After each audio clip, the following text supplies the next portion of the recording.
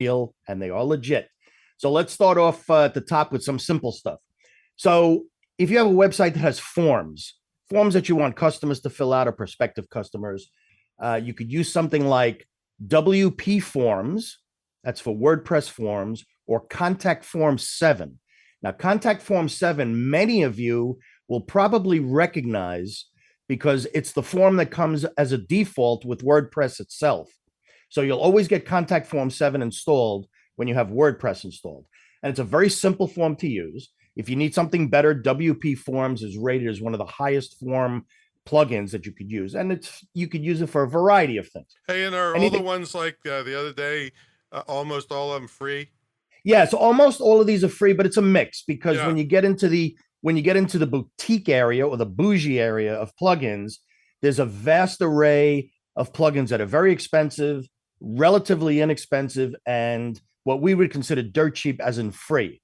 Now, some of these plugins do contain tiered payment plans. Like some of them will give you a plugin for free, but it's limited in what it can do. And then if you really want the full scope of the thing, you'd have to pay for it. So it's a range. It's a whole big mix. Okay. So the Forms one is, again, WP Forms and Contact Form 7. And if you do a Google search on any of these form plugins, you'll find a whole bunch of others that you could potentially try. Now, I did mention this next category in our last episode at 625, and that's Google Analytics. And in this particular case, it's just the analytics category. There is a plugin called Monster Insights, which we use here at both Screw the Commute and across Tom's vast virtual real estate empire. And Monster Insights is a plugin that connects with Google Analytics to give you all sorts of great statistics. How many visitors came, what they were looking at, how long they stayed, and so on and so on and so on. So it gives you a real feel for the type of customers and what the customers are actually doing and whether or not you need to make some tweaks on your website to keep them on longer. Because what you're trying to do and what all of us are trying to do is get those eyeballs locked on your website so that they stay as long as possible. And an analytics tool like Monster Insights will give you the information you need to know that.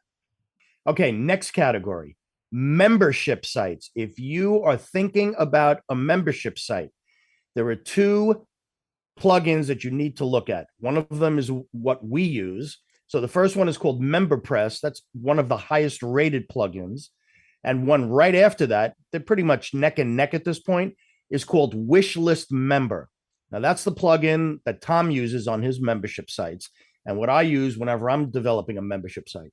It really, I have to say that now, I'm not going to say this from a technical standpoint, just from a user standpoint. Wishlist Member is almost drop dead easy to install and start using. It's got a lot of features. It's really simple to use once you take a look and see what all the options are. And to be honest, it just works. It just works. And this is a paid one, but it's still not real expensive to do. No, it is a paid one, but it is definitely, given what you get for this plugin, even if you compared it only to, let's say, a few years ago on trying to create a membership site, it's an unbelievable bargain. It really, really is. Yeah, and, not that expensive. My MemberGate sites that run my mentor program, which has been running for many, many years, cost $4,000, and then like hundreds of dollars a year for special hosting and all kinds of stuff. So now we use Wishlist Member for pennies.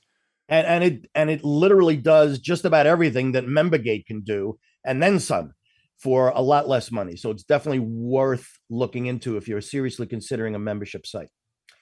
Okay, next category, push notifications. All right, I know all of you that are listening to this have heard this in one way, shape, or form.